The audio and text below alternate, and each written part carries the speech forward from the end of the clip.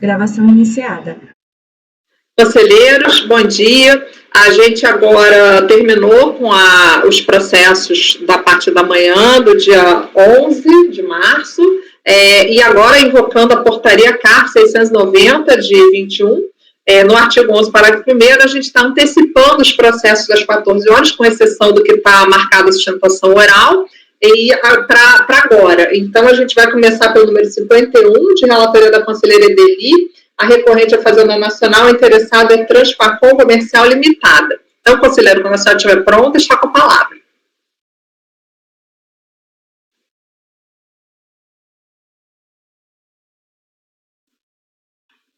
Esse recurso é de simples, ele já foi trazido a pauta em outubro de 2019, na admissibilidade, como o colegiado havia admitido a imputação dos pagamentos feitos na sistemática simplificada ao auto de infração feito segundo as regras normais de tributação, a admissibilidade tinha interrompido a análise nessa primeira divergência no suposto de que, se isso fosse declarado irregular, resolveria todos os outros problemas.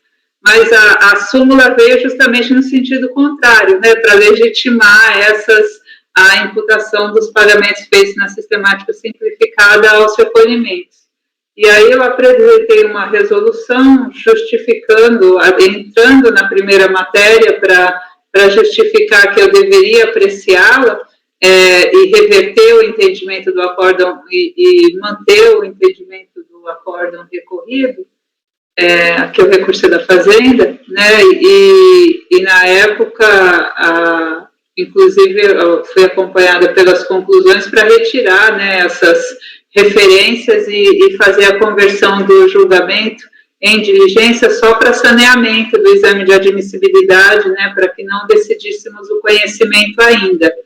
Então, o acórdão complementar da admissibilidade, o recurso em relação às outras matérias, né, o processo volta com segmento parcial, né, então tinha uma questão de preclusão de apreciação de matéria que não tinha sido impugnada, que não teve segmento. Um segundo, que é a questão relativa a um parcelamento especial. Se vocês me perdoem a síntese, né, eu vou adiantar aqui para passar direto às questões. Com certeza. Então, foi negado segmento em relação à dedução dos recolhimentos, dar segmento parcial apenas em relação ao item 2, negando esse segmento em relação à dedução de recolhimentos pontuais de vezes sistemática do simples, julgamento extrapetita, parcelamento. Edeli, o Toselli saiu do campo de visão, não sei se... voltou. Tá. A PGFN não apresentou agravo e a contribuinte foi cientificada por edital. Então, passando ao voto, consolidando o exame de admissibilidade, foi dado seguimento ao recurso especial em relação às matérias preclusão administrativa, matéria não impugnada, inovação recursal apenas no que se refere ao processo de parcelamento país, e dedução dos recolhimentos efetuados no simples do lançamento de ofício. Deixa eu ver por que o item 1.1 consignou negando-se segmento em relação a 1.1, já tinha tido segmento.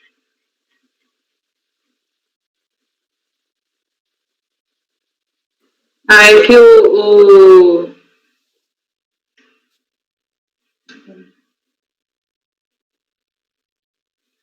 nesse exame complementar de admissibilidade, a questão da preclusão administrativa, ela considerava essa questão da imputação dos recolhimentos.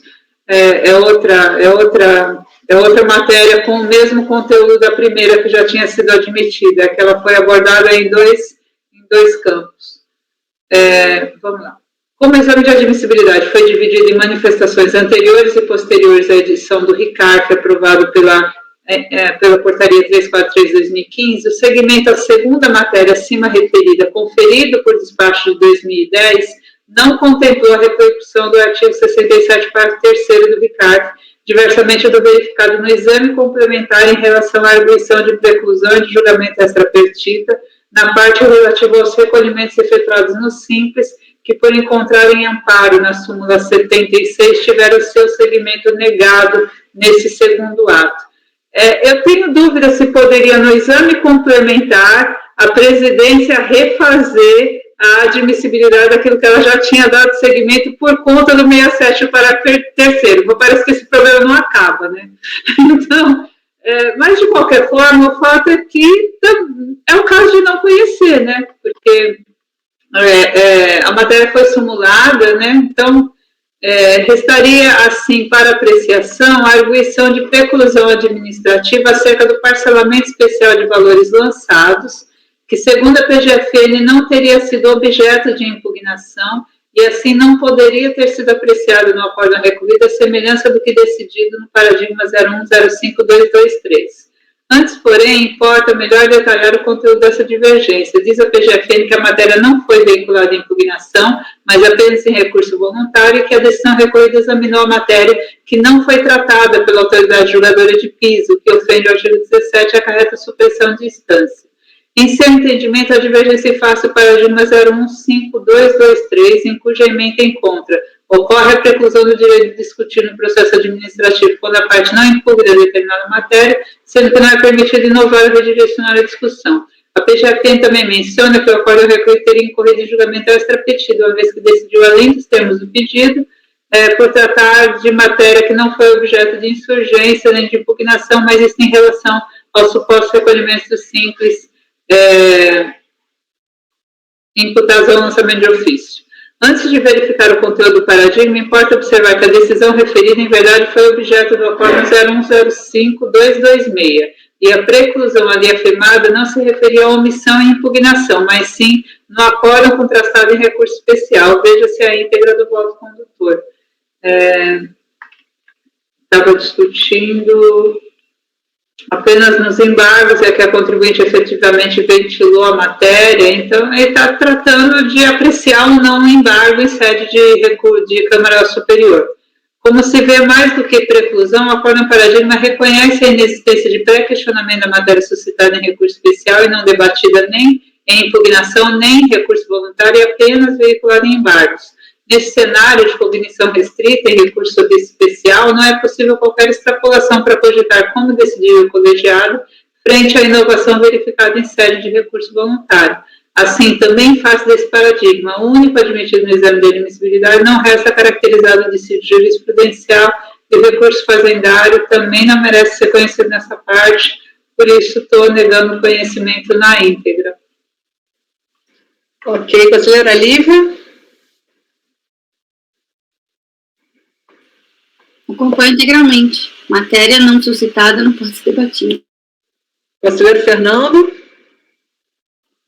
Acompanho, presidente. Conselheiro Tozelli. Acompanho, presidente. Conselheiro Alexandre, Matosinho, desculpa. Acompanho, presidente. Conselheiro Alexandre. Acompanho, presidente. Conselheiro Caio. Oi? Está sem microfone. Acompanho.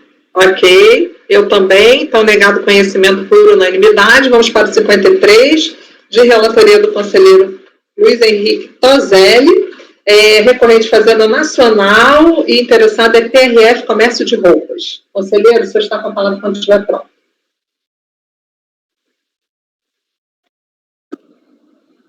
Só um segundo, presidente. Está abrindo aqui, que está um pouco lento.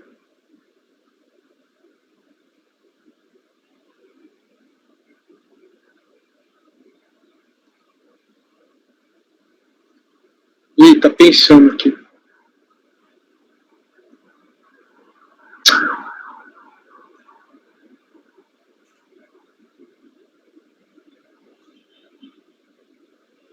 Foi.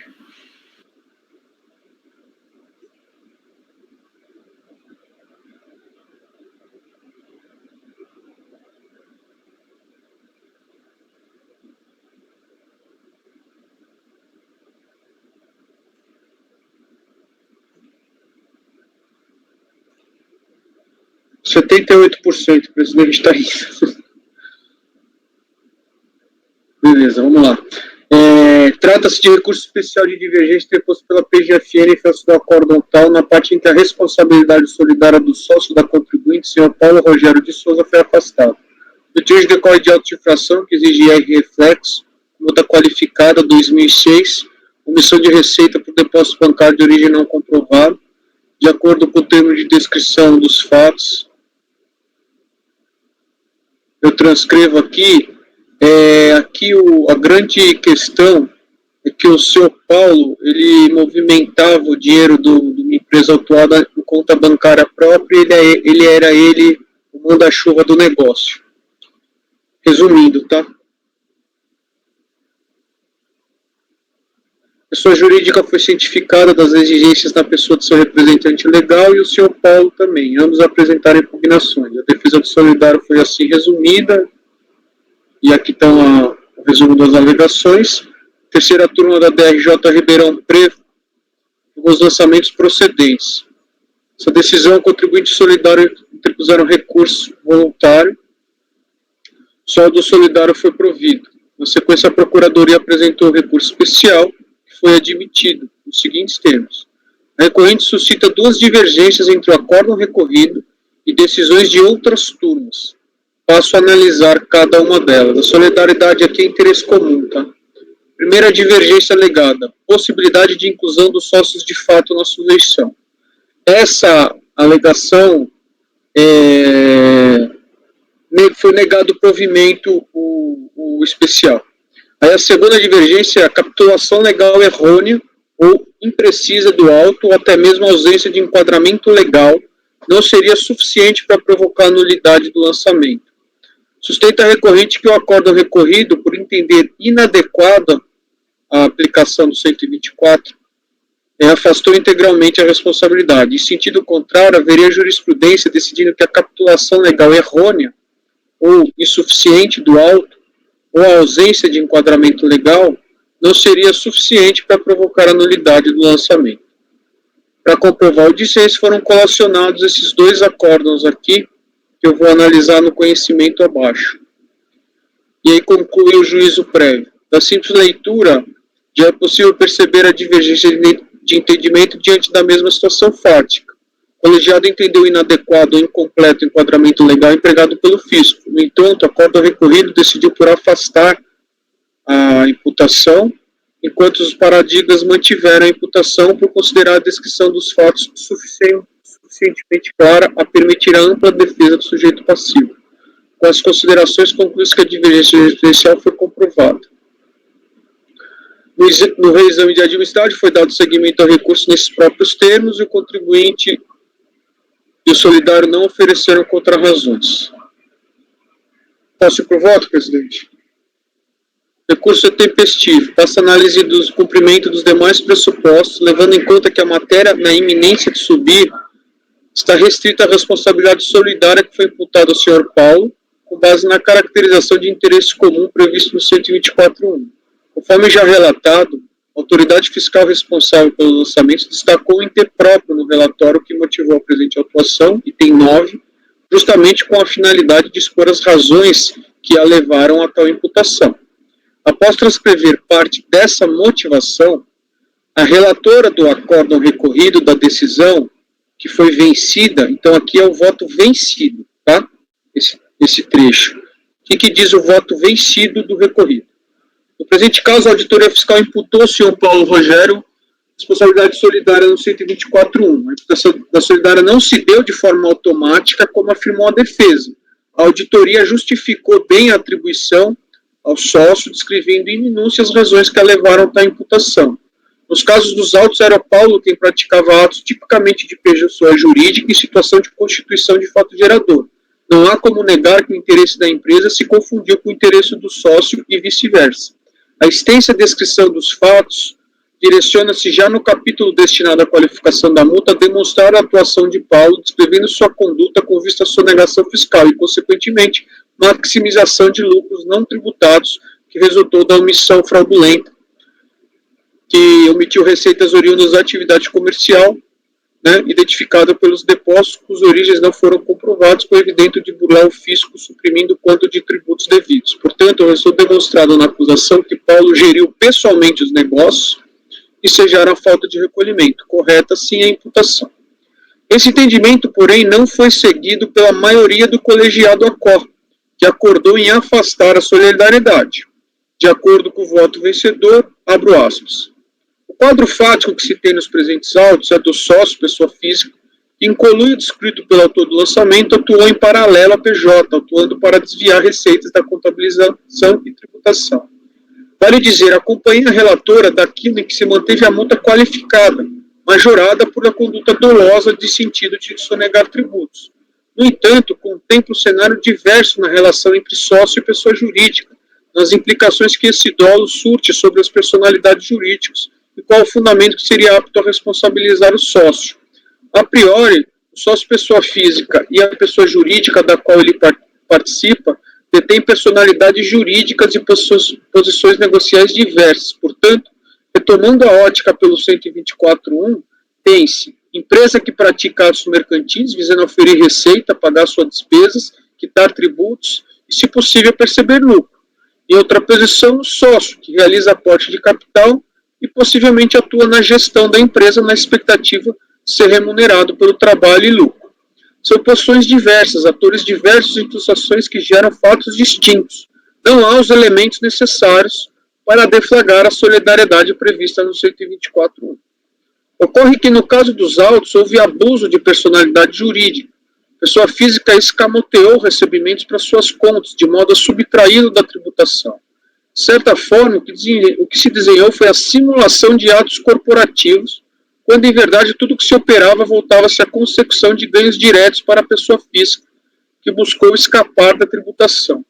Ou seja, contexto patológico extraordinário que impõe a exasperação da multa de ofício e a desconsideração do negócio jurídico aparente.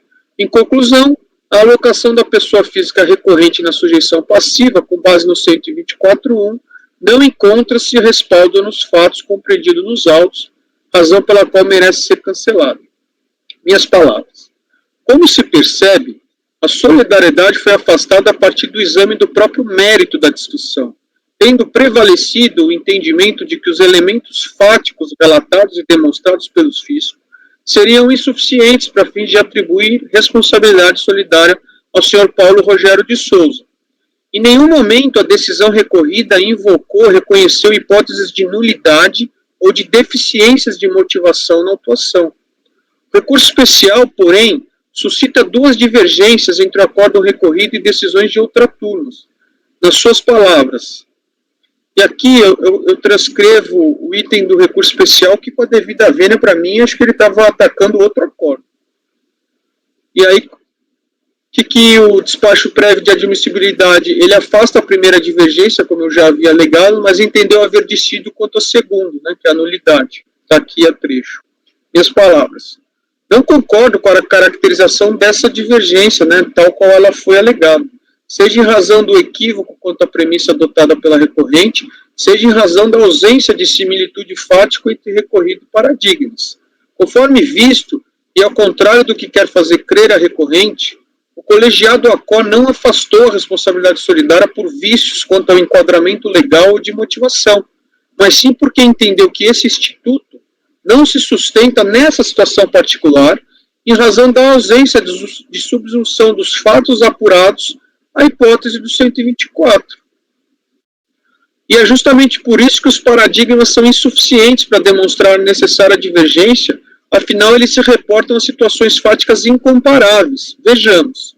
O primeiro paradigma diz respeito à decisão que reformou o acórdão que havia anulado, por vício formal, a cobrança de multa no bojo do IPI que foi exigida sem menção ao seu dispositivo legal no auto de infração. Prevaleceu, na instância especial, que a citação da capitulação legal era prescindível, pois não se pode olvidar que o acusado defenda-se dos fatos a ele imputados e não do dispositivo legal mencionado. Já o acórdão número 0104-780 trata de decisão reflexa, que também afastou a ocorrência de nulidade em face de uma capitulação genérica mas que permitiu ao contribuinte compreender os fatos relatados e exercer seu direito de defesa. Notório, portanto, que os casos ora comparados são inábeis para fins de caracterizar o necessário dissídio. Afinal, eles envolveram a análise de normas de nulidade face de vícios na capitulação legal, matéria essa que não integra essa lide. Além disso, também me parece evidente que, caso o procedente processo tivesse sido submetido à análise pelos colegiados paradigmas, não é possível criar nenhuma convicção de que haveria reforma, fato este que definitivamente afasta a caracterização da divergência. Então, presidente, por mais que eu desconsidere do mérito, para mim seria caso de responsabilidade solidária, os paradigmas, eles, assim, não se sustentam, então eu não conheço do recurso especial. É como voto. Ok. Conselheiro Delito, preparado para votar? Ok? Sim, se o acórdão recorrido tivesse esse debate, né, as circunstâncias poderiam indicar a responsabilização, mas o fundamento legal está equivocado, né? Mas nada nesse sentido, né? Só se discute se está ou não caracterizado 124, não se coloca nenhuma conduta alternativa, né? Contra a fiscalização. Então, eu acompanho o relator, entendo que não dá para caracterizar. Isso possivelmente porque a Procuradoria não conseguiu caracterizar na primeira divergência, né? Então, esse debate subsidiário ele já foi apresentado de uma forma mais precária, né? A intenção mesmo da Procuradoria era a primeira, mas já não teve segmento, então, essa segunda, ela falta mesmo o debate no acordo recorrido.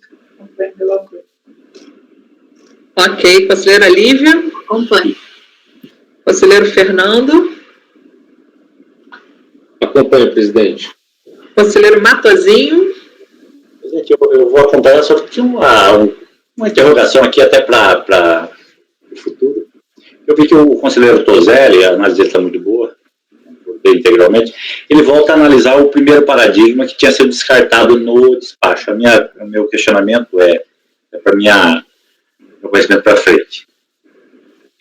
Em não tendo sido considerado na admissibilidade, a gente pode recuperar essa, vamos dizer, até onde é que ele encontrasse no primeira divergência que o despacho não encontrou. É possível? Já existiu essa situação? Não, na verdade, essa análise que ele fez novamente, assim, para mostrar claramente que não havia identidade. Não, o que eu entendi, porque já faz um voto que eu fiz faz tempo, é que, na verdade, para a segunda matéria, ele invocou esses dois paradigmas. Sim, mas você fala antes que foi descartado o primeiro. Não, mas a discussão, porque, na verdade, ele alega existir duas matérias divergentes. Para a primeira matéria, não é nenhum desses dois paradigmas que ele usa, são outros e eu descarto. Entendi. Aqui a divergência é do segundo. Os dois são da segunda. Isso, exatamente. Mas já respondendo a sua pergunta, uma vez descartado, aqui eu sou peixe novo no aquário, então me corrija os mais experientes, por favor, mas uma vez descartado, esquece ele. Não pode ressuscitar, Matosinho, até repristinar. Existe até crítica, porque nesse sentido é definitiva, né, a decisão monocrática da autoridade, mas é o que é. Tá, dá o papel relator aí, parabenizo pelo voto. Conselheiro Alexandre, como voto? Eu também acompanho o relator, presidente. Conselheiro Caio? Com o relator. Eu também, então negado conhecimento por unanimidade. Vamos agora para o 54 da pauta, recorrente Fazenda Nacional interessado em Tecnocópia, Informática, Serviços de Cooperativa de Trabalhos Profissionais e Serviços de Informática Limitada, em liquidação. Conselheiro Caio, por favor, quando o senhor estiver pronto, pode começar. Muito obrigado, presidente. Já está na base. Trata-se de especial interposto pela Procuradoria contra o acórdão 12.02.647, proferido, então, pela segunda da primeira, a sessão de novembro de 2011, que deu provimento ao voluntário da contribuinte. Resumo, a contenda tem como objeto o lançamento de RPJ, CS, referentes aos anos calendários de 1998 a 2002, fundamentado em acusação de deixar de tributar recebimentos de prestação de serviços de não associados, né, da cooperativa que é a contribuinte. tratados então como repasses da empresa Tecnocop Serviços, e não trânsito entre associados, que para contribuinte era só associada e assim discorda a fiscalização. Então, essa operação não estaria desonerada pela figura do ato cooperado, né? Esse é o mote do processo. A seguir, eu trago um trecho do relatório da resolução que nós proferimos em agosto de 2020, de relatoria do conselheiro André, porque, como eu vou esclarecer mais à frente, o que aconteceu com esse processo? Ele já veio para essa Câmara Superior, certo? Foi sorteado para o doutor André.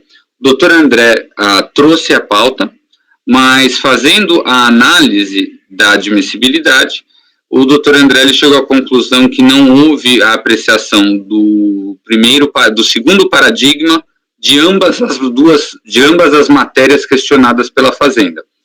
Então, na medida que, durante o julgamento, nós alcançamos a rejeição do primeiro paradigma da primeira matéria, de modo que a segundo paradigma não tinha sido apreciado pelo despacho, nós já determinamos o retorno. Contudo, sem nós rejeitarmos o primeiro da segunda, o doutor André já aproveitou e falou, olha, tendo em vista que eu vislumbro a mesma omissão em relação ao segundo paradigma da segunda, eu vou determinar a diligência para que os paradigmas 105, final 962 e 191, final 110, sejam apreciados em despacho de admissibilidade complementar. Então, foi proferida a resolução, lembrando, então, vocês vão ver que é bastante importante, a turma rejeitou, não lembro se por maioria ou unanimidade, mas não é, por unanimidade, nós rejeitamos já o primeiro paradigma da primeira matéria, tá? Guardem isso em mente. Então, o processo vai para a autoridade prolatar o despacho de admissibilidade complementar, e ele conclui que, em relação à matéria 1, abre aspas, atos praticados com empresas não cooperadas, né, este segundo paradigma não atende ao requisito da similitude fática e à expressão de dissídio. E em relação ao segundo paradigma da segunda matéria, que é a desoneração dos atos cooperativos pela CSLL antes de 2005, que a Fazenda afirma que é apenas depois, ele também não admite esse segundo paradigma, mas por força da súmula. Então, basicamente, em resumo, no despacho de admissibilidade complementar, ele rejeita, sendo prático, rejeita os dois paradigmas que não tinham sido apreciados, certo? Foi expressamente, agora voltando ao relatório, foi expressamente dispensada a intimação da Fazenda Nacional, ficando registrado pela presidente da primeira sessão não ser cabível agravo contra tal decisório. Então, por tal motivo, o processo foi, ele seria distribuído ao doutor André, que, em face de sua renúncia, acabou sendo sorteado para este conselheiro. Basicamente, esse é o relatório. Espero ter sido claro. Se alguém quiser mais esclarecimento, eu estou às ordens. Em relação à admissibilidade, eu vi que a dele fez uma clara em relação à intimação. Vocês querem debater sobre isso? Porque eu também fiquei incomodado. Mas como era um despacho de data máxima vênia da doutora Andréia, eu me senti à vontade para pautar. Posso? Pode falar. Na verdade, eu já estou com dificuldade antes. Qual vai ser a sua condução? Eu estava aqui, aí eu parei parei materialmente aqui em razão de não ser cabível agravo. Então, parei aqui, voltei lá, o seu texto está cabível agravo. O meu? Não estou entendendo mais nada. O seu texto está em razão de ser cabível agravo, então é em razão de não ser cabível agravo. Porque eu já estava antes pensando qual seria a consequência da sua afirmação de nós já termos decidido excluir o primeiro paradigma, porque essa decisão em sede de resolução, ela não, eu ia procurar o dispositivo, porque ela é uma decisão precária só para justificar o saneamento, ela não é Eu vou analisar de novo, né? Ok. Eu estou lembrando que eu ponho até bem no fim do meu alternativo, lembrando que a maioria dos membros, pelo menos, já decidiu sobre isso. É só isso. É só isso. Agora, a questão... E aí o recurso é da Procuradoria e a inadmissibilidade do segundo paradigma é que não... Do segundo paradigma na segunda matéria, que é por ser caso de súmula, que não cabe agravo. Agora, na primeira matéria também foi rejeitado o segundo paradigma? Isso, foi. Mas aí por razões de ausência de similitude fática e dissídio jurisprudencial. Mas não caberia o agravo porque a matéria já havia sido conhecida pelo primeiro. Ah, é verdade, já foi conhecida pelo primeiro. Tá. Entendeu? Entendi. Eu me senti à vontade. Ok, entendi. Ainda mais com a assinatura da doutora André. Ok? Imagina. Vamos em frente. Por isso que eu fiz assim, já. Vamos embora. O vice-presidente pela assinatura da presidente. Vamos embora. Vamos prosseguir.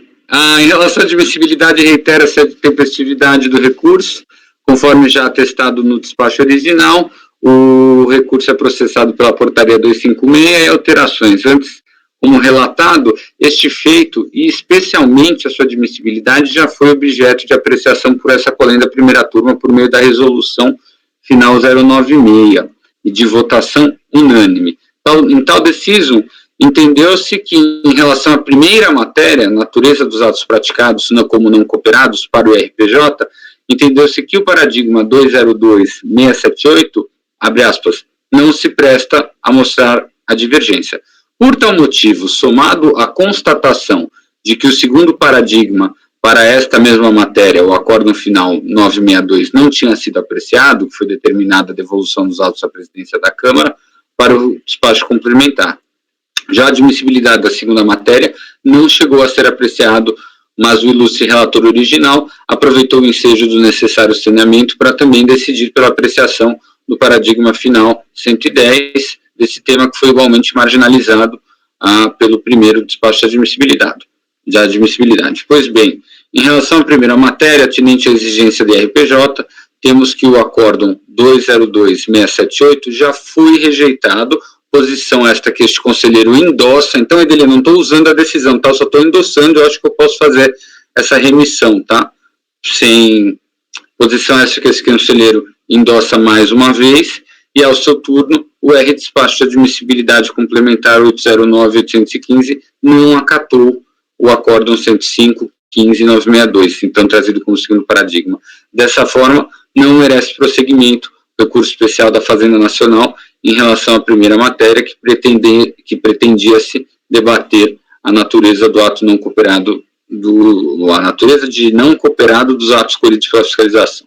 No que tange à segunda matéria referente à existência de CSLL sobre os atos cooperados antes de 2005, mesmo não tendo sido anteriormente analisada e havendo a aceitação preliminar do primeiro paradigma trazido, houve acórdão 105-13-823, o R de despacho de admissibilidade complementar já observou se tratar de matéria simulada neste egrégio CARF, o que motivou a rejeição sumária do precedente expresso no acórdão 191-110.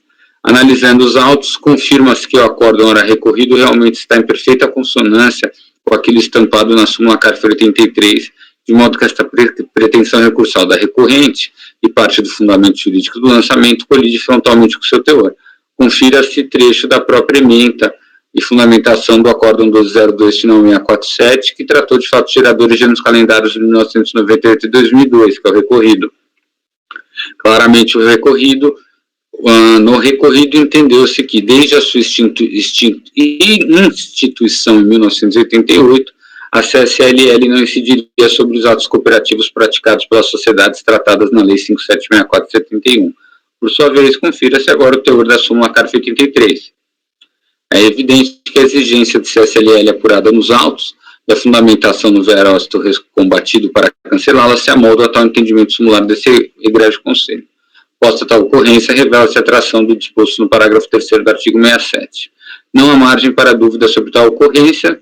Muito recentemente nós julgamos situação bastante semelhante, no acórdão nosso final 253, publicado em dezembro do 20, mesmo entendimento, inclusive em relação à mesma súmula 83. Por tais motivos, também não merece seguimento recurso especial sobre apreço em relação à segunda matéria. Tendo sido ambas matérias não conhecidas, eu entendo pelo não prosseguimento do recurso especial.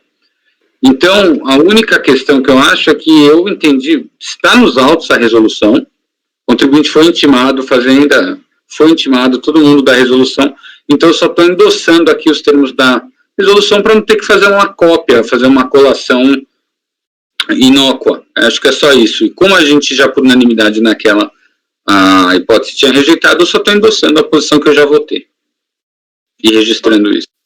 Ok, conselheiro, obrigada. Conselheira Edeli?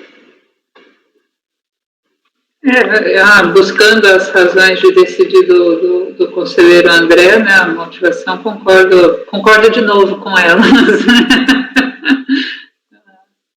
Então, acompanho o conselheiro Câmara. Conselheira Lívia? Acompanho integralmente. Conselheiro Fernando? Com o relator, presidente. Conselheiro Toselli? Acompanho, presidente. Conselheiro Matosinho?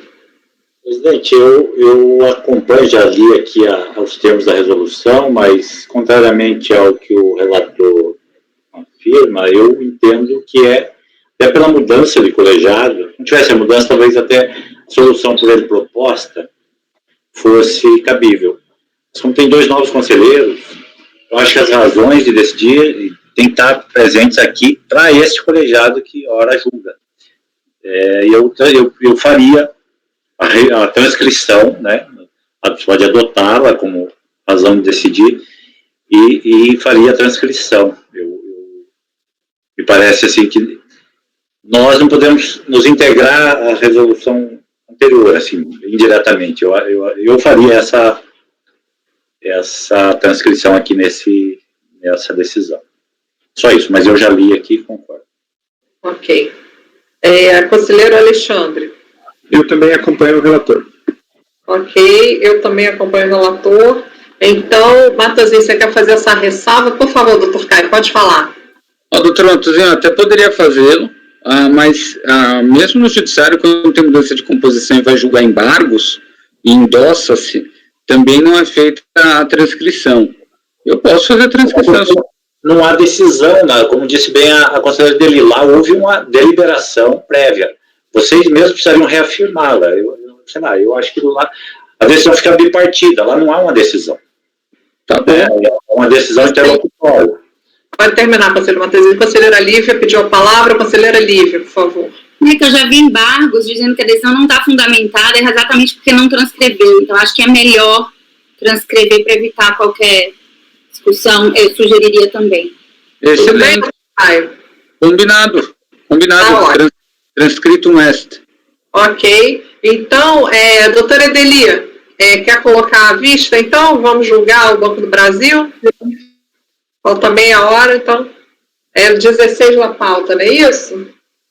Deixa eu só achar aqui nas minhas anotações. 14, presidente. 14, desculpa. Só um instantinho. Item 14 da pauta, da minha relatoria, recorrente Banco do Brasil, interessado em Fazenda Nacional. A conselheira dele pediu vista de mesa, já tinha lido o relatório e o voto, não sei se querem que eu faça um resumo, a situação era a aplicação do 170A, era uma decomp, deixa eu só resgatar aqui o processo. E a questão aqui era a medida judicial para incluir a multa e os juros ao valor do saldo negativo. Eu entendi que deveria acompanhar a decisão judicial, a partir do momento que a decisão ela determina que há inclusão dessa multa e esses juros no saldo negativo, então tem que acompanhar essa situação. Acompanhei também o recorrido porque entendi que tinha sido o trânsito, ainda não tinha havido trânsito em julgado da ação, né, mas não sei se a conselheira dele tem alguma observação a falar sobre isso. Então, eu entendi assim como o doutor Caio no recorrido, que se aplicaria o 170A por conta de não ter havido trânsito em julgado dessa ação judicial. Acho que ficamos por aí, né? Estou tentando resumir, mas acho que basicamente é essa questão, né, conselheiro Deli? Isso, eu estou com dificuldade de dizer que é caso do 170A por conta das circunstâncias do caso. E porque na dicção do 170A, ele não pode compensar aquilo que ele está discutindo judicialmente antes do trânsito.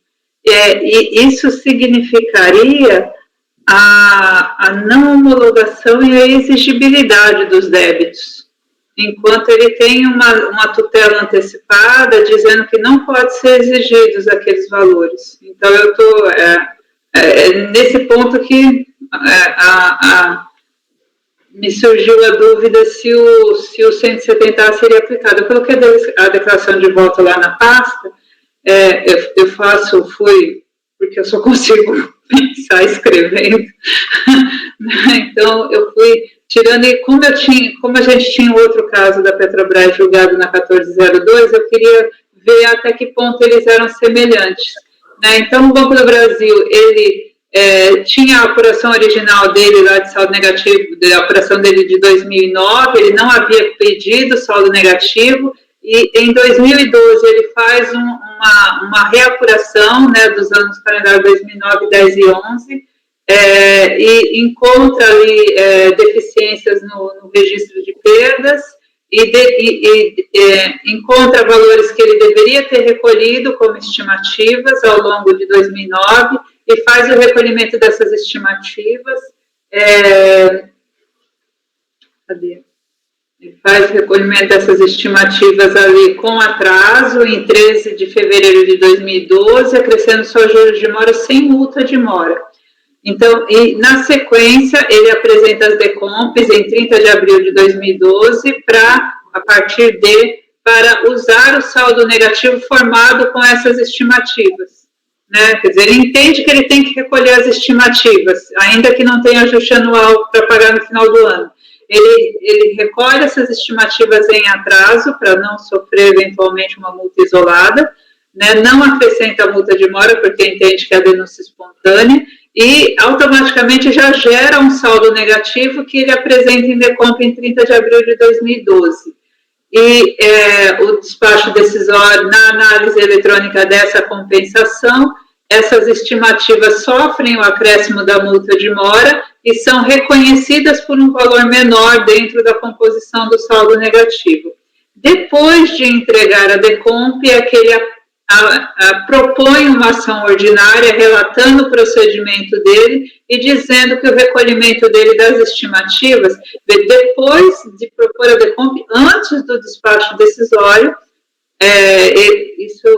ele obtém uma tutela antecipada em 4 de junho de 2012, então recolhe em fevereiro, pede em abril, e em junho de 2012 ele obtém a tutela antecipada, impondo a obrigação de fazer consistente de, em primeiro lugar, que se formalizado eventual lançamento, fique suspenso a exigibilidade de segunda ordem, em segundo, de obstar a inscrição no CADIM. Então, ele nem cogita, né, de uma não homologação e cobrança dos débitos compensados. Isso não está cogitado na ação ordinária, ele está cogitando só de lançamento e ele tem essa tutela antecipada.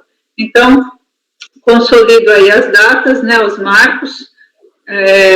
O despacho decisório se dá quando ainda vigente a tutela antecipada, sem ter sido proferida a sentença na ação ordinária. A decisão de primeira instância acrescenta que um dia depois dos pagamentos, o contribuinte retificou as DCDFs, com exceção da de setembro, e logo depois a DIPJ. A DRJ entendeu haver renúncia à instância administrativa da discussão da denúncia espontânea, isso eu concordo, afirmou a impossibilidade de utilização do direito creditório da ilha corrente em razão de vedação expressa do 170A. Então, aqui é a minha primeira dúvida, se ele já tinha apresentado a decomp e propôs a ação depois, se essa vedação do 170A se aplica. Invocando a manifestação da STF, observou que a compensação deve esperar o encerramento da ação judicial, acrescentou que a ação ainda pendia de sentença, observou que indicado no processo apenso, o saldo do débito, resultado da diferença entre o valor principal e efetivamente amortizado, foi transferido para ser mantido com exigibilidade suspensa de acordo com a ação ordinária. Então, a própria DRF já reconheceu, já entendeu que a decisão judicial conferia suspensão da exigibilidade aqui. E aí a DRJ valida o reconhecimento parcial do direito creditório. O colegiado acode, seu lado afastou a aplicação da súmula CARF número 1, por não haver identidade, observou que não foi pleiteada a compensação daquelas multas especificamente, né, por isso não seria súmula 1, mas entendeu perfeita a aplicação do 170A, porque futuro e incerto o direito à compensação da parcela do crédito afetada pela ação judicial, não repercutindo aqui hipótese de desistência ou desistência de recurso, ou sua decisão no rito no 543C. Concluiu pela impossibilidade de homologação da compensação e também de cobrança dos débitos, assim negou o provimento ao recurso.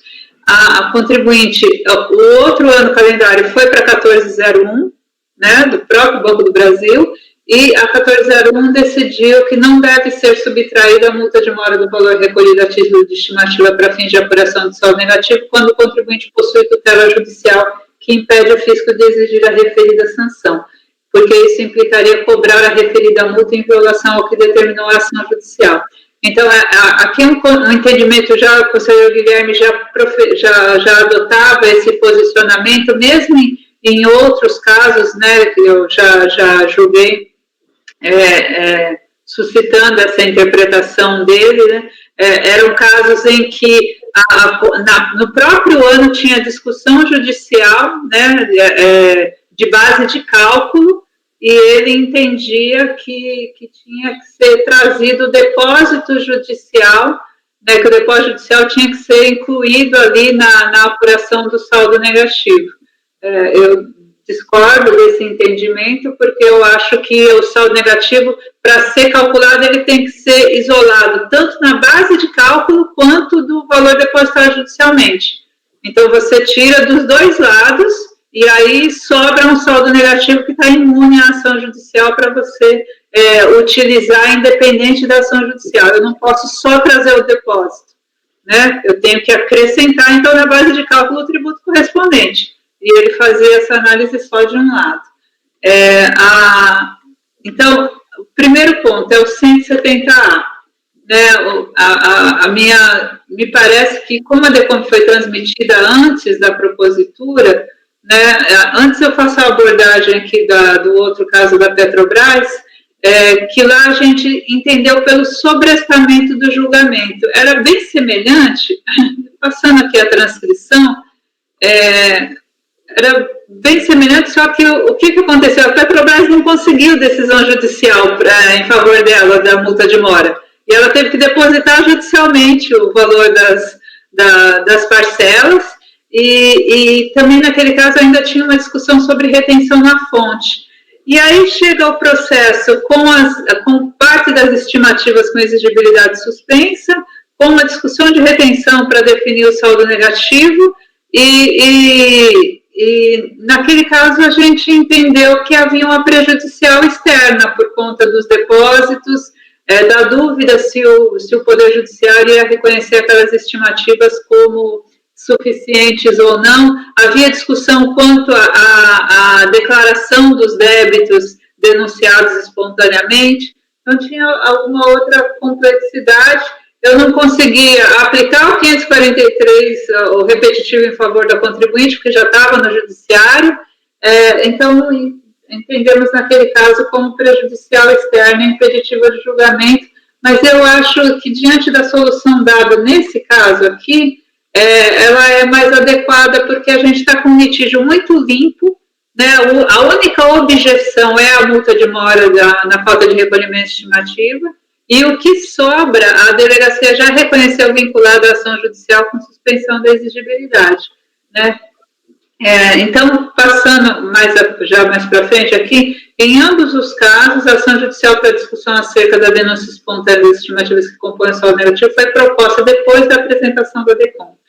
Naquele caso, a decisão favorável ao sujeito passivo ensejou os depósitos e a suspensão da exigibilidade das parcelas correspondentes, além de outros questionamentos favorecendo a conclusão em favor de uma prejudicial externa. Nesse caso, com a tutela antecipada favorável ao sujeito passivo, a autoridade adotou a providência de suspender a exigibilidade dos valores que não foram homologados e a pretensão da contribuinte em recurso especial é ver afastado o 170A com a aplicação do paradigma, que o 170A não permitiria o descumprimento da ordem judicial. A ordem judicial deveria ser respeitada e não poderia ser feito cobrança decorrente da multa moratória.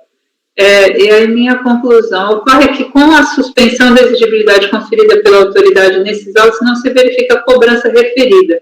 De outro lado, se o saldo negativo for reconhecido e a compensação homologada na forma proposta no paradigma, caso seja revertida no futuro a decisão precária em favor do sujeito passivo, não será mais possível exigir os débitos correspondentes ao sujeito passivo, ou seja, a tutela antecipada passaria a ser satisfativa.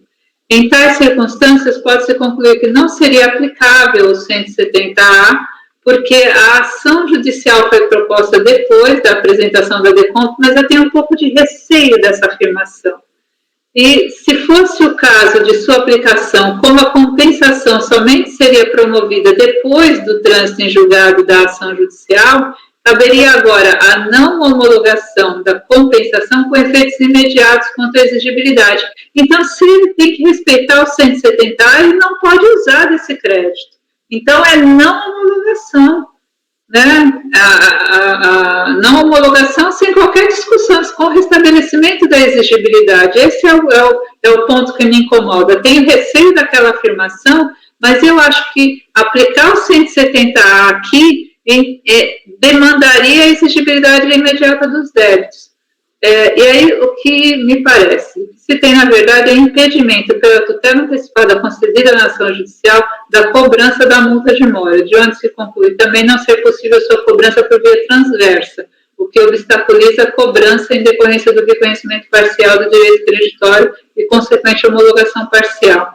De outro lado, não é possível reconhecer o direito creditório ao sujeito passivo em face de decisão judicial precária, e manter o impasse sem a apreciação da DECOMP poderia resultar em sua homologação tácita até que alguma decisão judicial favorável à fazenda fosse proferida. Assim, considerando que a compensação foi declarada antes da propositura da ação judicial, que a homologação decorre exclusivamente da falta de acréscimo de multa de mora às estimativas pagas em atraso discutidas judicialmente, que a contribuinte não suscitou em recurso voluntário questões que demandassem algum exame para além da aplicação do que decidido judicialmente, que ressalvas à compensação devem ser promovidas antes do prazo de homologação tácita, que os débitos decorrentes da homologação parcial puderam ser delimitados e estão com exigibilidade suspensa. Concluo que, no presente caso, não há necessidade de sobrestamento feito, assim como não é possível a homologação da compensação em relação à parcela que depende de decisão judicial, devendo os débitos permanecerem com exigibilidade suspensa enquanto a contribuinte tiver tutela judicial impedindo a cobrança de multa de mora, não acrescidas as estimativas pagas em atraso, estabelecendo-se a exigibilidade caso a decisão judicial eficaz lhe seja desfavorável ou extinguindo-se o crédito tributário na hipótese de decisão favorável transitada e julgado. Então, eu valido todo o procedimento e por isso eu nego o provimento ao recurso especial da contribuinte, mas a minha dificuldade aqui é afirmar que o 170A é aplicável, assim como é difícil para mim também dizer que ele é inaplicável. Já vou dar a palavra para o Matheus.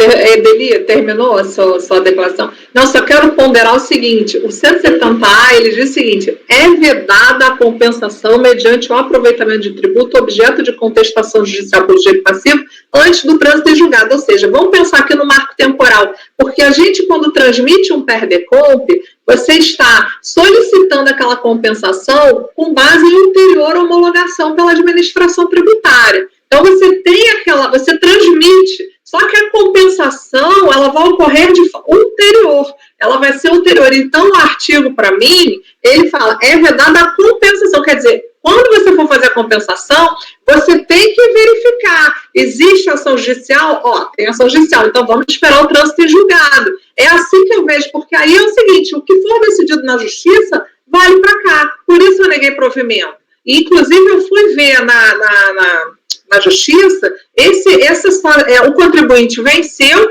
e o acordo foi baixado. Então, quer dizer, não vai ter nenhum prejuízo para o contribuinte, e nesse caso aqui eu nego o provimento, eu continuo tranquila na minha posição, porque eu não vejo como descaracterizar o 170A. Eu acho que o contribuinte, a partir do momento que ele escolheu tratar desse assunto, multa e juros na justiça, mesmo ele transmitindo PERDECOMP antes, a compensação, quando a administração, ela verificou que tinha, quando ela foi resolver. Então, e ela mesmo verificou, olha, tem uma ação judicial aqui, tem que esperar o trânsito em julgado. Por isso que eu segui a linha do voto do Dr. Caio. Tá? Só para deixar clara a minha posição também.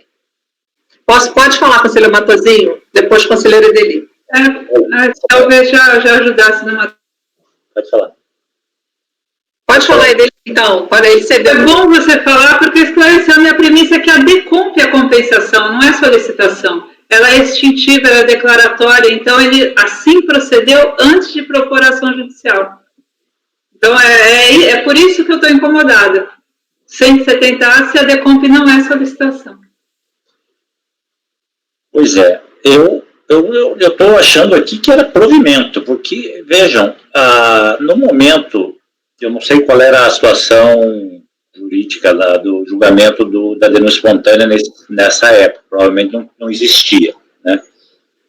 Mas o fato é que hoje é pacífico no judiciário esse reconhecimento, né? Parece até que foi o que eu entendi, André, que já há decisão final, inclusive, a favor do contribuinte, né? E a questão aqui que me incomoda é que, se não há concomitância, e não há, porque o pedido dele é outro lá, não dá para ter suspensão da exigibilidade. Mas isso foi determinado pelo juiz. O juiz que determinou, não fomos nós, né? Discutido, porque aqui você está reconhecendo a menos. Você não está cobrando a multa dele aqui, porque você está cobrando um crédito que ele não teve, que foi insuficiente. Então não tem como suspender a exigibilidade desse, você pode não cobrar a multa dele, é o que a decisão diz, não pode cobrar a multa dele. Mas aqui nós estamos fazendo isso, cobrando multa dele, né? Então, assim, até pelo fato, então, de estar noticiado aí pela relatora do trânsito julgado, eu incorporaria a decisão judicial e daria provimento e resolver essa questão. Nós estamos criando um acelema processual entre o administrativo e o judicial, sendo que nós temos súmula, temos já a decisão definitiva favorável ao contribuinte e vamos dizer que estamos negando provimento. Eu não tenho certeza da trânsito julgado. Estamos aplicando concomitância. Se fosse possível. Eu não tenho a certeza do trânsito. Eu só sei que foi baixado o processo, mas eu não tenho certeza do trânsito. Eu fui olhar, o último movimento é que os autos foram baixados, mas também eu vi que está com a PGFN, então eu não sei. Eu não posso dar essa certeza para você. Por isso que eu acho mais prudente negar provimento, porque essa situação vai ser decidida a partir do momento que o judiciário decidir, a DRF vai ter que aplicar. Então, não somos nós aqui que vamos passar por cima do judiciário. Suspender a exigibilidade. Sob essa premissa da decisão, nós não podemos andar. É isso. Por enquanto. Conselheira Lívia, conselheiro Fernando e depois conselheiro Caio. Conselheira Lívia está com a palavra. Acho que o Fernando pediu primeiro, né? Conselheiro Fernando, então. Gente, eu falo logo, assim, já são várias questões, né? Então, primeiro, eu também entendo que tem aquela questãozinha inicial que na data que ele transmitiu a declaração, ela extingue, sob condição resultória ulterior. Então, naquele momento, ela é extintiva, de modo que, digamos assim, se o contribuinte transmitisse essa DECOMP e fosse homologado na hora expressamente para ele nem ia entrar na justiça. Ele ia falar, opa, já reconheceram aqui meu crédito, para que ele iria discutir? Mas ele sabe que aquela condição de extinção do crédito ainda tem 5 anos e talvez no momento que ele ingressou, ele falou, isso aqui vai dar problema e eu vou me antecipar, né? Vou me antecipar. Você cria uma questão bastante problemática aqui, porque o que ele está discutindo na justiça não é o direito à compensação que a gente está falando aqui, né? Agora, quando a justiça vai lá, acontece, não foi homologado expressamente pelo fisco, né? A justiça vai lá e diz, olha, não tem multa de mora, tutela antecipada, né? A gente não pode, acho eu, se influenciar pela matéria que ele levou ao judiciário, se a gente concorda com a tese ou não. Sob pena da gente dar uma interpretação nesse caso em razão de uma peculiaridade e ela destoar de completamente outro. Nesse caso, a gente concorda, então vamos homologar, porque todo mundo sabe que a multa de mora não é cabível se ele está espontâneo. Agora, a gente não pode se influenciar por isso. Podia ser um tema totalmente diverso. E aí a gente tomaria uma decisão diferente. E eu acredito que a cobrança aqui, ela é realmente via transversa de não cumprir a decisão judicial. Não estou pensando aqui em trânsito em julgado.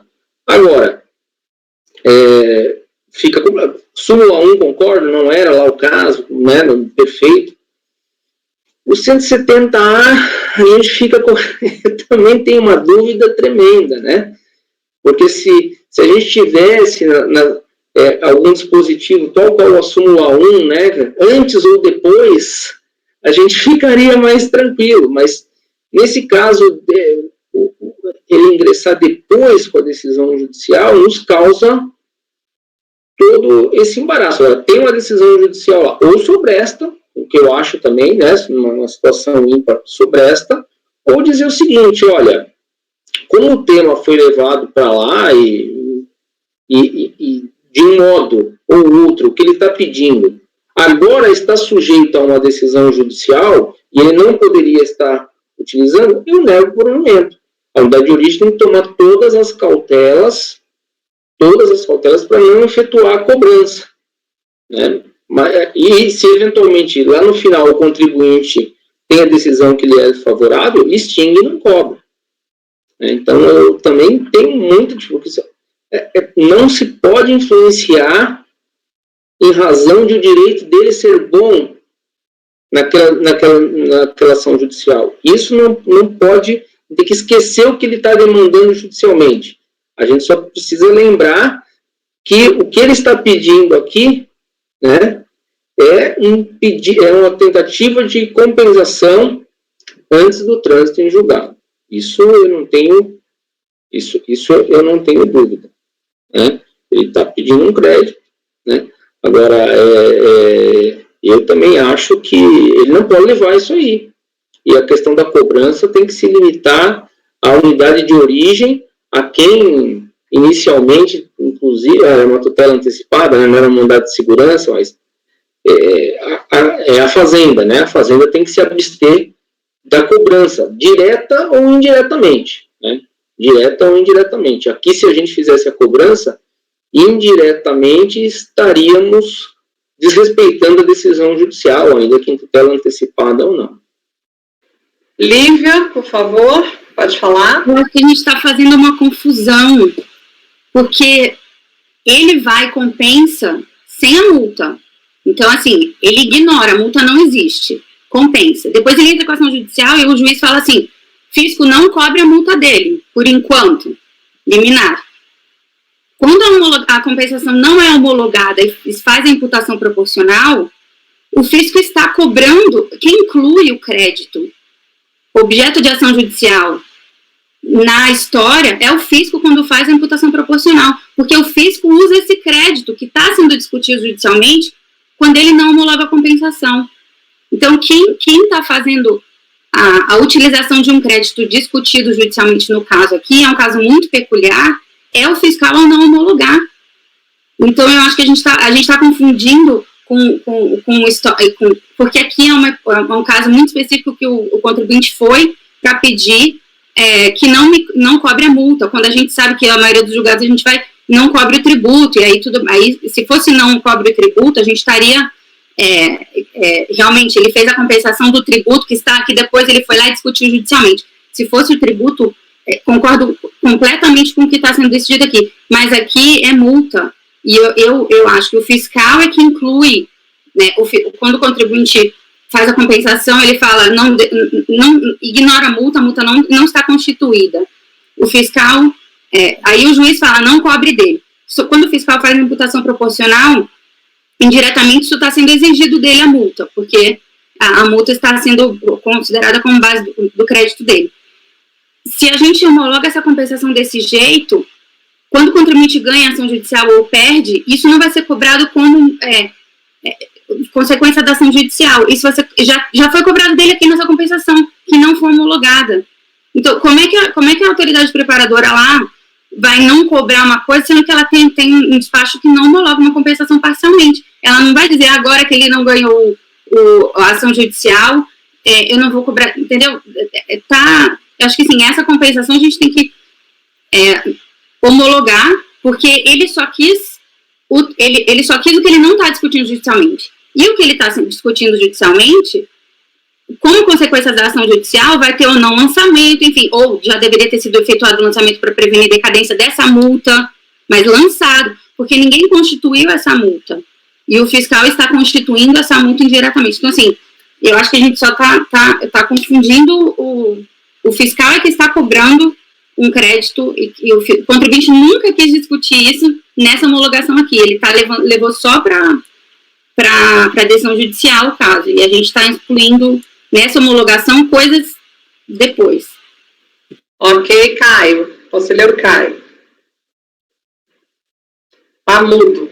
Depois de tantos esclarecimentos, muito pouco me resta. Então, porque muito do que eu queria falar e defender minha decisão, entre aspas, defender, no sentido pelo qual eu ainda a mantenho, foi o que o doutor Fernando falou, que foi exatamente no que eu fui. Tem que tomar muito cuidado, observar no micro, no que vem para nós, queira ou não, estamos diante de uma tentativa de homologação, de compensação de algo que ainda está, que é algo que foi levado pelo contribuinte voluntariamente para a égide do judiciário, égide jurisdicional. Ainda que ele tenha antes feito a transmissão e depois entrado com a ação, no momento que ele entrou com a ação, na minha opinião, ele entrou dentro da hipótese 170A, seja a matéria, sei lá, a inconstitucionalidade do tributo sobre a renda, porque é roubo, ou seja, essa questão que é pacífica, então, era isso que eu ia dizer. E, bom, não tenho mais nada a acrescentar depois de tanto debate, só fico feliz que vocês sentiram o mesmo drama que eu alguns anos atrás. Ok, conselheira Edeli, por favor.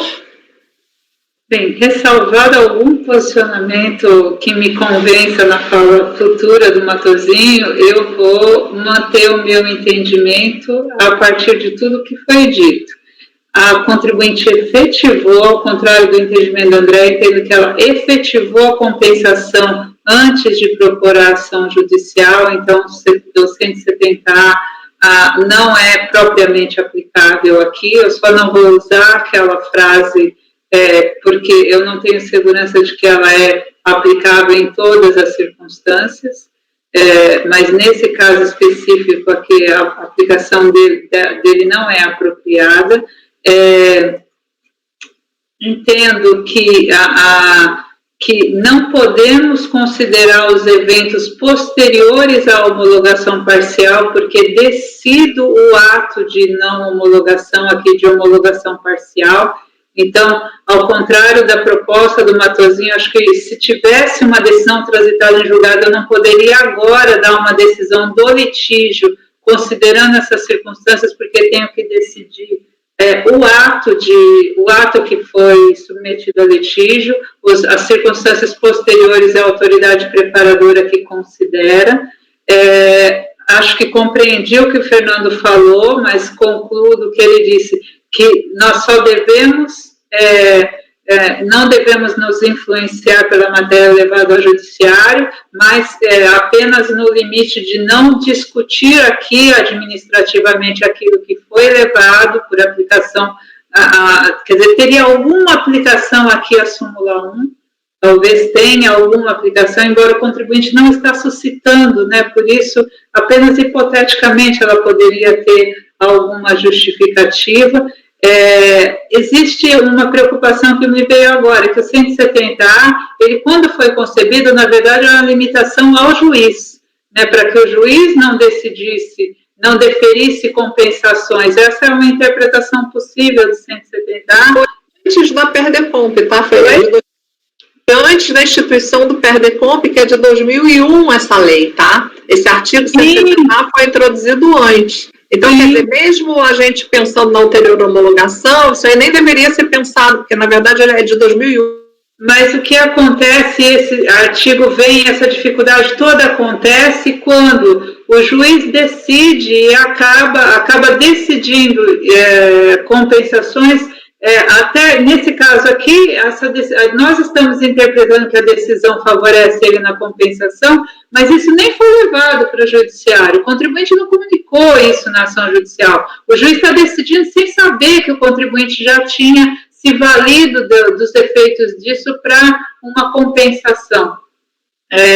Então, também a extrapolação que se faz da decisão é por uma questão prática, operacional nossa, que eu entendo como o Fernando, né, de forma idônea, a cobrança transversa, enxergo isso aqui, né, não determinaria essa cobrança, ainda que o juiz não tivesse conhecimento disso, né, no máximo comunicaria o juiz de que, olha, isso está acontecendo, mas quando não vejo, por isso não vejo descumprimento de ordem que a Lívia menciona, né, na medida em que o débito correspondente está com suspensão da exigibilidade, e assim proceder, fazendo a imputação no âmbito da liquidação do saldo negativo, inclusive não dispensaria ao fisco de aplicar a multa de mora por falta de recolhimento de estimativa, se assim a multa é isolada por falta de recolhimento de estimativa, se ele assim tivesse entendido pertinente, não teria problema, as duas coisas coexistiriam, porque se conclui que não há pagamento dessa parcela que foi imputada à cobrança, ainda assim sobra a estimativa não recolhida, sobre a qual caberia a multa de ofício isolada. Inclusive que depois é uma briga enorme, né, se essa multa isolada ela pode ser lançada na pendência de uma ordem judicial, como é que existe aqui, se haveria impedimento ao lançamento e postergação do início do prazo decadencial, ou se ela poderia ser lançada com suspensão da exigibilidade por conta da ordem judicial. Isso é um outro problema, mas eu acho que o fato de ser eventualmente cabível a multa de ofício isolada, não dispensa a autoridade de fazer, de glosar essa estimativa no saldo negativo. Né? Então, de tudo, eu esperava muito que desse todo esse debate, né? Mas é muito bom para mim, porque assim eu posso construir um pouco melhor, mas eu ainda continuo entendendo que o procedimento da delegacia foi o correto, de homologar parcialmente e suspender a exigibilidade dos débitos. Ok, Fernando, depois Matosinho e a gente vota. Já foi bem debatida a situação aqui. Vamos lá, Fernando. São duas questões, só mais voltada a alguns comentários da conselheira Lívia, né? Eu entendo, compreendo as questões, mas eu divirjo de alguns. Primeiro, né? A multa está sim sendo exigida, né? Que foi dito assim, a multa poderia ter sido formalizada. A multa de mora, ela está sendo exigida no momento em que foi feita a imputação. Né? Então, o que foi feito justamente foi, você fez o pagamento aqui só com juros, devia os 20%, ele imputou e aí, proporcionalmente, ficou faltando um pedaço de tributo que deu o reflexo. Esse é o primeiro ponto. O segundo ponto é que a gente homologar as compensações aqui significaria, né, esquece a tese do contribuinte no judiciário, né? Significaria que se o contribuinte perdesse depois da ação judicial, a gente não teria mais o que fazer. Né? Isso não teria mais remédio, a gente teria homologado a compensação, e aí depois que a gente tivesse homologado a compensação aqui, mesmo que a demanda dele não desse em nada lá, fosse desfavorável à decisão, a gente não teria como reverter a situação. Isso que eu acho complicado, e acho que caso a unidade de origem não tivesse suspendido a exigibilidade de imediato, que a nossa decisão deveria dizer que elas deveriam ficar atentas ao cumprimento da decisão judicial, eventualmente ainda surtindo efeitos no processo tal. Mas como eles já tomaram essa atitude, acho que foi desde o início, isso não correria problema. Agora, transitou em julgado a decisão lá e simplesmente extingue o processo aqui, não vão cobrar. Bom?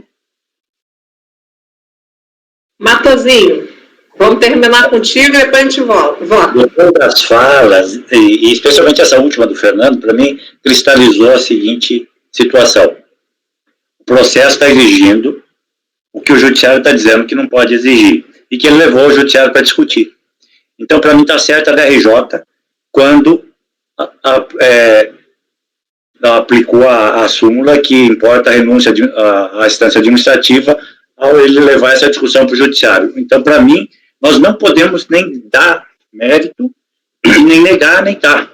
Nós temos que atrelar a decisão deste processo àquela decisão judicial. Há problema, tecnicamente, processualmente, já de pedir e tal, pode até existir, mas de toda a discussão, o que eu depreendo é que aqui nós deveríamos jogar a solução final desse litígio, que eu acho que a DRJ fez. A solução, e aí sim, aí não temos que discutir, avisa lá a delegacia para não executar, ou deixar o interdicto aqui que não tem efeito prático em face da decisão, ou manter a suspensão. Então, para mim, cristalizou, né, é assim que eu vou votar, que é o caso de aplicação da renúncia à instância administrativa nesse caso, em que pese nuances processuais que possam distinguir a ação no objeto do que ele pediu e daquilo que ele vai obter, já que estamos atrelando o resultado dessa compensação, que é exatamente da multa que ele discute lá, a essa decisão judicial. Ok, conselheira Deli, como vota?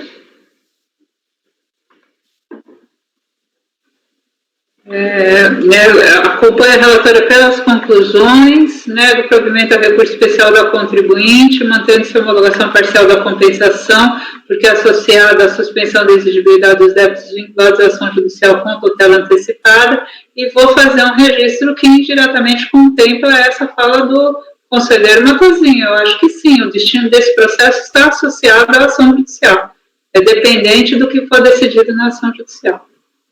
Isso é o que eu botei no meu voto, tá? Ele tá atrelado. Conselheira Lívia?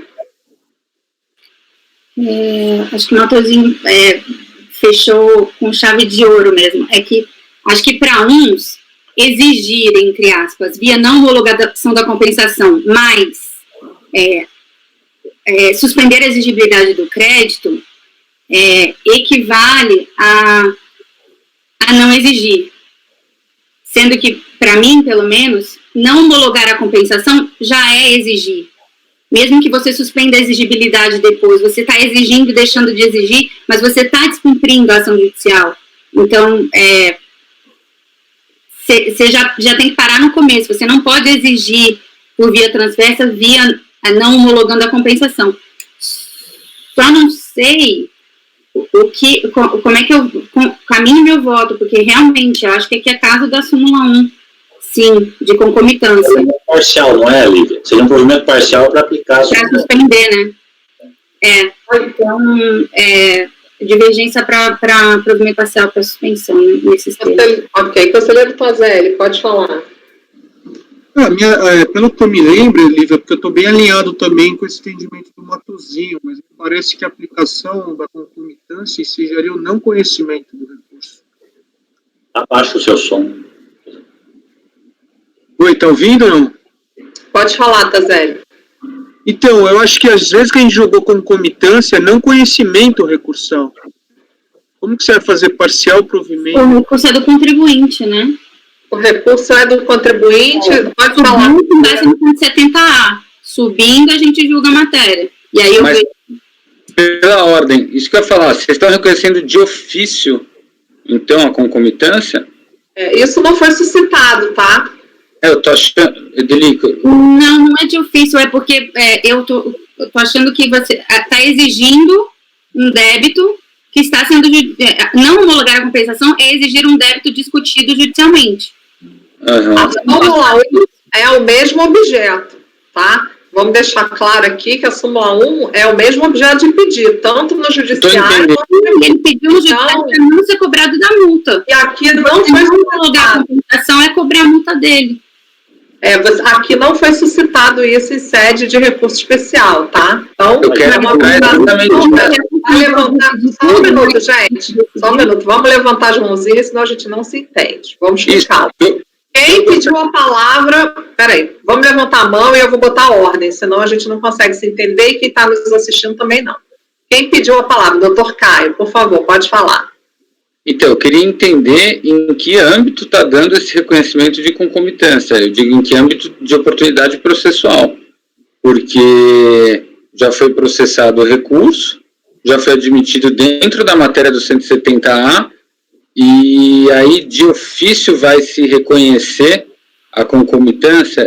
Eu, apesar de eu discordo da concomitância meritoriamente, acho que não existe, há 4 anos eu acho que não existe concomitância nesse processo, mas eu acho difícil a gente conhecer agora a concomitância aqui no meio dos debates. A gente não está em ambiente de RJ nem de TO, a gente tem uma circunscrição institucional, a gente não está aqui também, eu vou falar, pode ser pesado, a gente está aqui também para resolver a vida, nem o processo.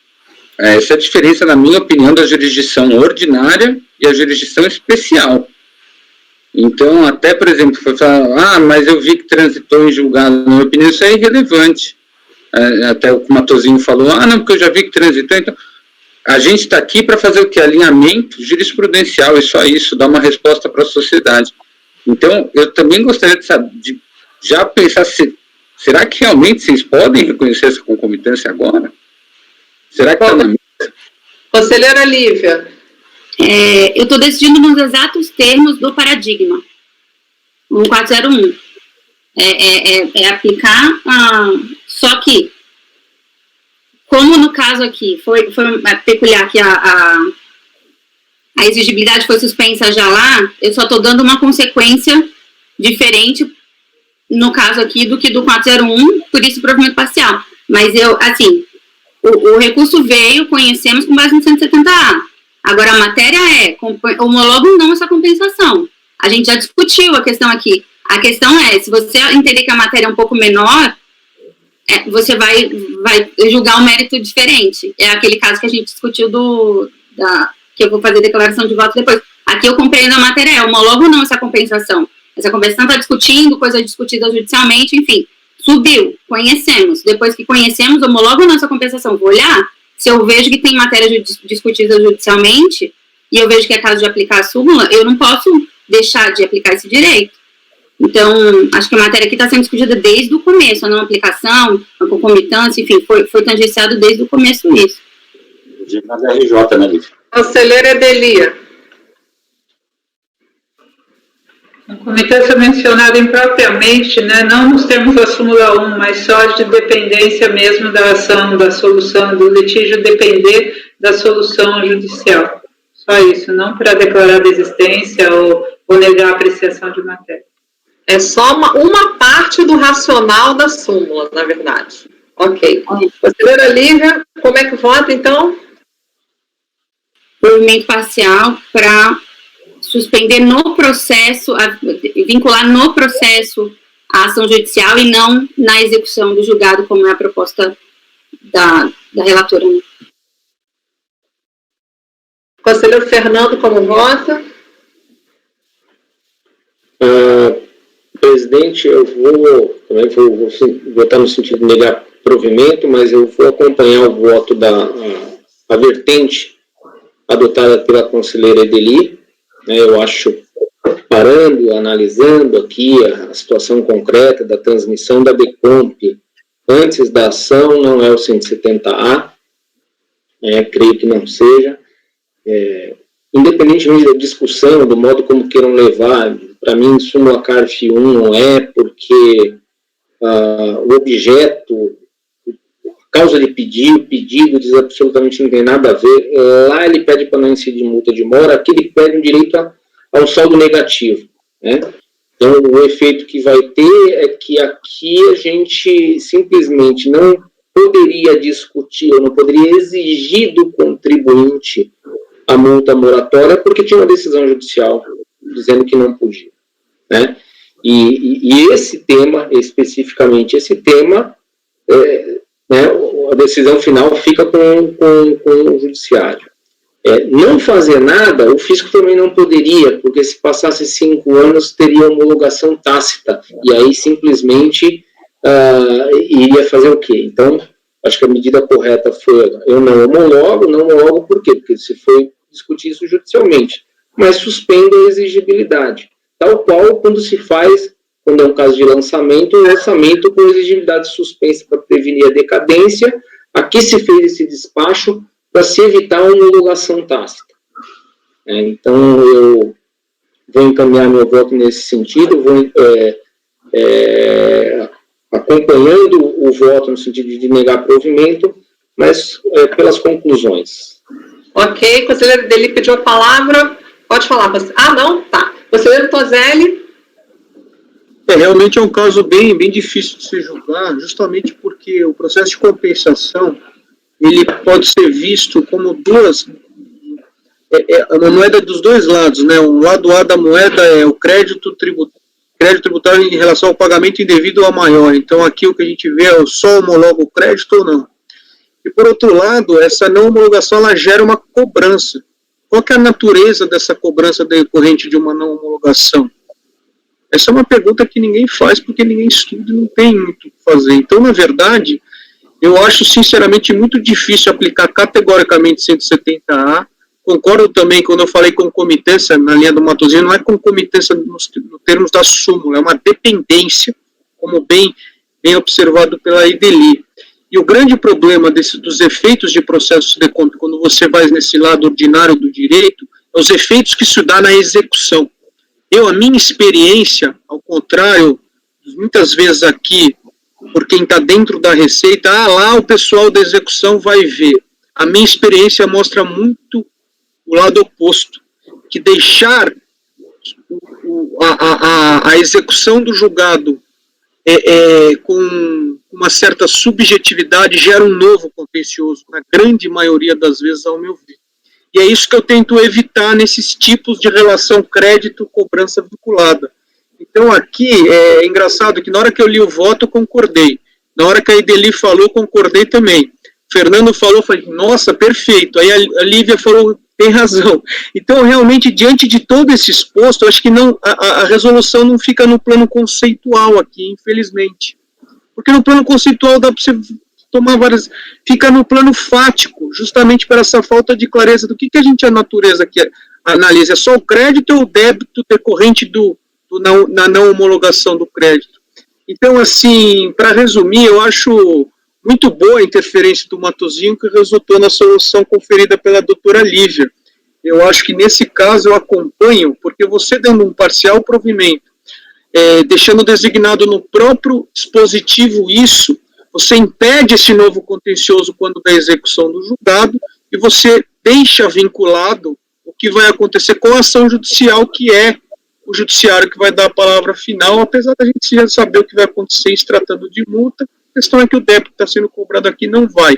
Mas negar provimento, me parece que a cobrança vai vir e vai gerar um novo problema, ainda que no final o contribuinte, tudo leva a crer que não vai ser cobrado em função da imputação proporcional da multa moratória.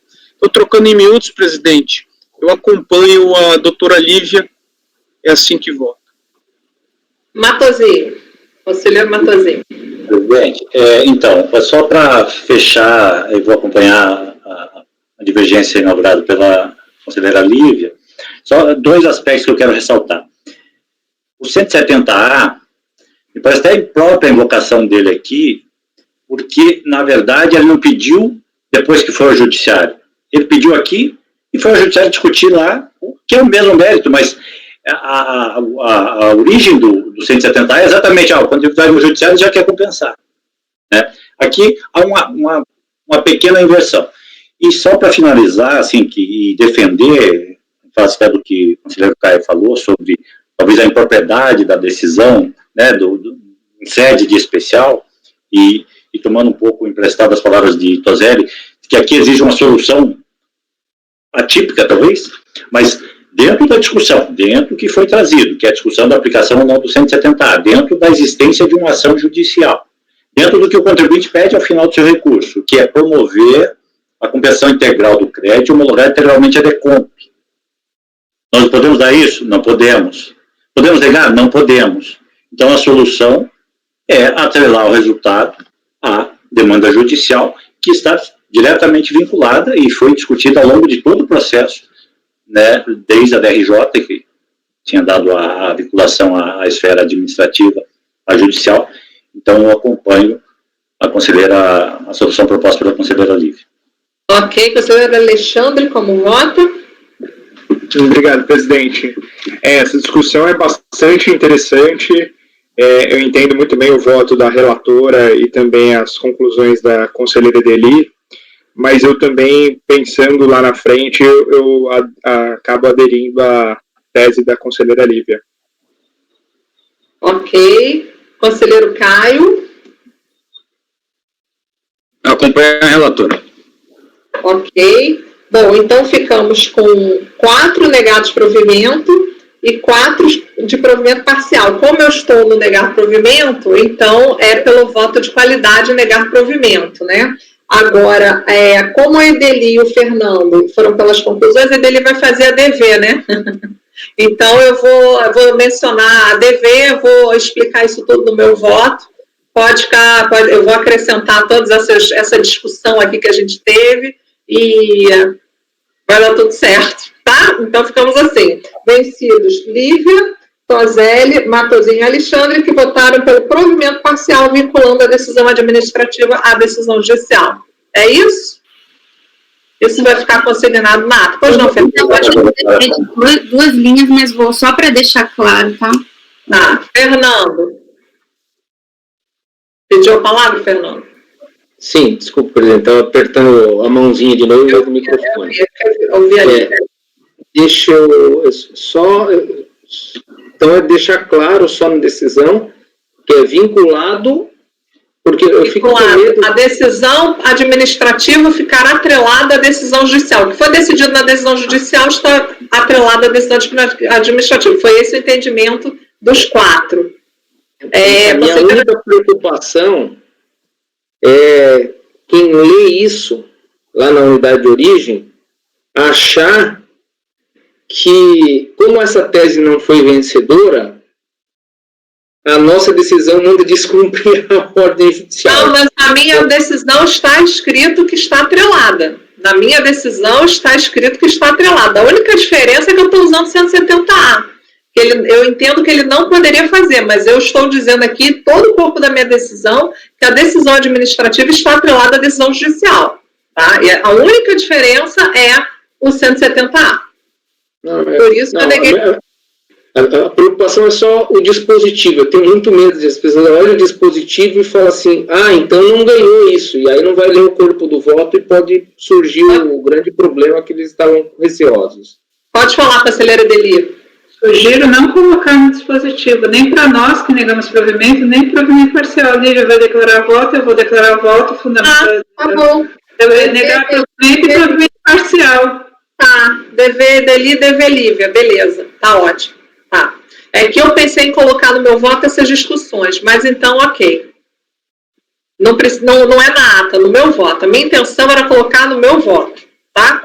Não no dispositivo da ata, mas no meu voto. Deixar claro, transparente. Pode falar, Matosinho. Eu também vou fazer declaração de voto. DV Matosinho. Então eu nem vou, não. Não? Não. Porque a posição é a mesma coisa. É a mesma coisa. Mas o doutor aqui é o... Então, é DV Edeli, Matosinho, é isso? Então faça, Lívia, se é por isso... Não, por favor. Eu só queria deixar... Ninguém vai entender nada. Vamos manter a ordem? Espera aí, Fernando, só um instantinho. A Lívia... Matosinho, por favor. Edeli vai fazer DV. Quem vai fazer a DV no provimento parcial? Lívia ou Matosinho? Só isso que eu preciso saber. Lívia, por favor, pode falar. Eu só achava importante colocar a posição. E eu ia fazer uma declaração de voto muito, 2 linhas, só para dizer a posição do provimento parcial e por quê. Agora, se o doutor Matosinho prefere fazer, deixo com ele. Eu estou com um monte de declaração de voto. Matosinho, Por favor, pode falar, Matosinho, a sua palavra agora. Pode falar. Eu faço a declaração, então. Nome do... Ok, Fernando, por favor, pode falar. Em razão, como a conselheira disse que preferia, poderíamos, né, sugestão para o presidente, que a gente poderia anotar que votar por lhe dar provimento parcial nos termos da declaração de voto do conselheiro Matosinho. Tá, tudo bem. Fica claro, quem quiser, olha lá. Tá ótimo. Então, fechou? Fechou?